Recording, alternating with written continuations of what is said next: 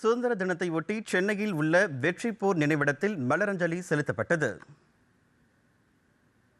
30வது சுதந்திர தினத்தை ஒட்டி சென்னை காமராஜர் சாலையில் அமைந்துள்ள வெற்றி போர் நினைவிடத்தில் முப்படை உயர் அதிகாரிகள் மலர் வளையம் வைத்து மரியாதை செலுத்தினர்.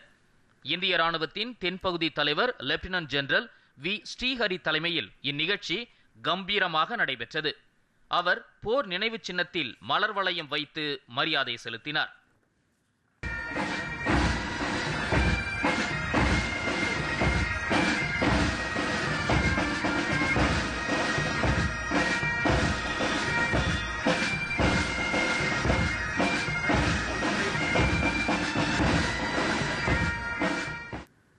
முன்னதாக தாம்பரம் விமானப்படை தலைவர் ஏர் கமாடோர் தப்பன் சர்மா மலர் மரியாதை செலுத்தினார்.